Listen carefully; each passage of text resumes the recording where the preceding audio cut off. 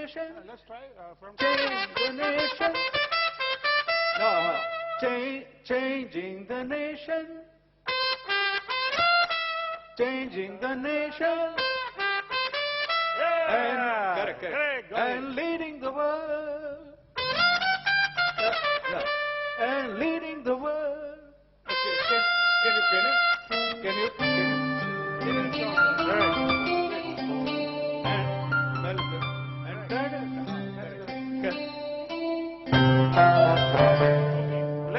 Let's try this section all together. One. Ta pa pa dee pa pa pa pa pa. This. 1, 2, 3, go.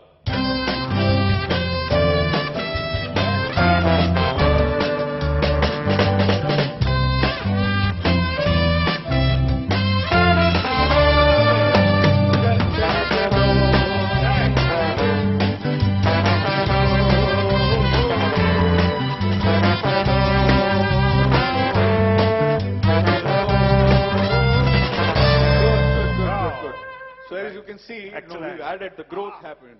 Yeah?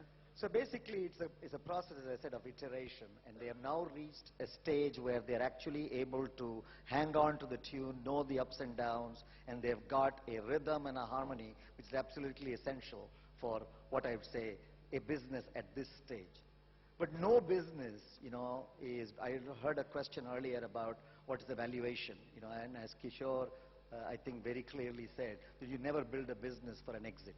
You will build a business for sustainability, and if there is an exit, that just happens along the way. And if you focus on that, then you'll have a good thing. And who better to be our last entrepreneur to come and talk to us than, my good friend, Sanjeev Bichchandani.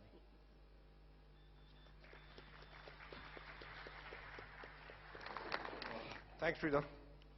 Okay, so, all this talk about stages of an entrepreneur, when you're going through it, there are no stages. It's one continuum. We still feel like a small company. I still feel as if we just started, or I still feel inadequate. Yeah, it's a daily sort of firefight. But having said that, there are 100 things an entrepreneur has to get right in order to build a large company or a scaled-up company. And every entrepreneur knows, that it's about 100 things. It's not about one thing or two things. But I'll talk about maybe 3 or 4 of the key things. I think if you look at where ideas come from, or where the best ideas come from, most businesses are built on deep customer insights.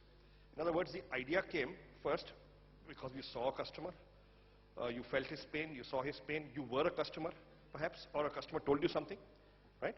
Whether it's a Vadapav idea, he saw customers queuing up, or any of the other ideas.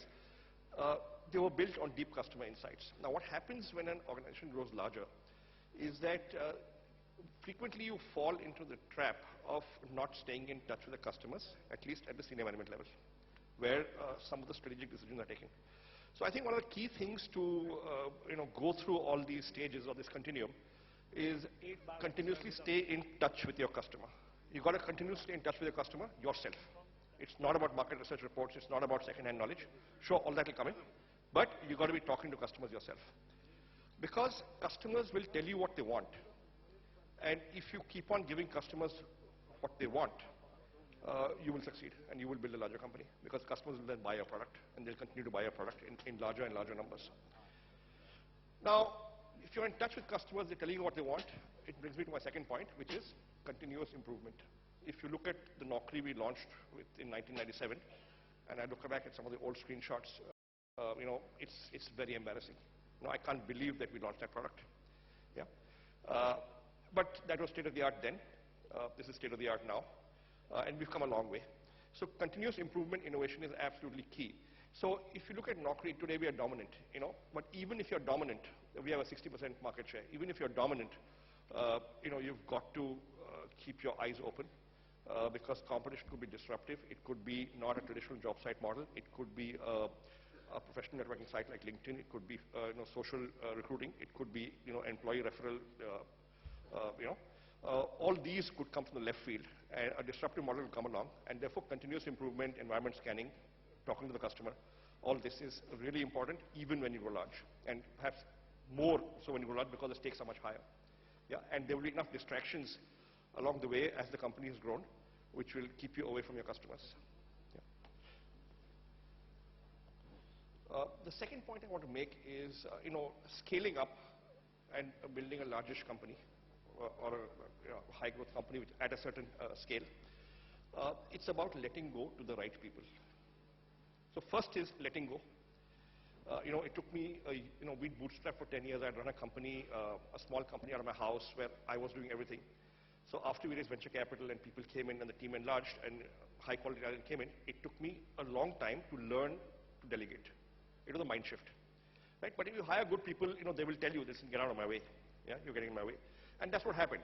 So you've got to A, learn to let go, and B, to the right people. You let go to the wrong people, you have a problem. Okay? So get the right people on board. So today I'm the guy who gets the public credit. I go on stage and pick up the applause and the awards. But the truth is, in the last 10 years, there have been very many other people who have done perhaps more than I have done to power this growth in the company. Yeah, it's just that I get the credit because I'm the founder. So if you get the right people on board and let go, you will grow, hopefully. Okay? And the last point I'd make is that you've got to share the wealth with others who made it happen. Otherwise, you'll not be able to hang on to them. So if, in 97, when we launched Naukri, I owned 100% of this company. Okay? If I take out the IPO dilution and the venture capitalist dilution, roughly about 45% has been given to people who made it happen. One comment I have to make about Indian entrepreneurs, we tend to give too little ESOP. Okay? That's because we follow the American model where a good professional CEO will get 2% and that's good enough, but that's because those companies can become $20 billion market cap companies, $50 billion market cap companies. In India, we don't make that kind of market cap, at least yet, from startups. And therefore, but yet the cost of a good senior executive and his expectations are not that much different from what a guy would make in America. So really you need to recruit not employees on ESOP, you need to recruit partners, yeah, whom you will give substantial stake. Yeah, I'll stop here. Thank you. Thank you, Sridhar. Thank you. So now, as you heard that, at this stage, you're building, you had a growth stage and you're doing a sustainable business where you need to continue for, to build an institution. Now, for this, Sunil, I think we are there. People are liking our song, everything is there. Right. I mean, whoever has heard it.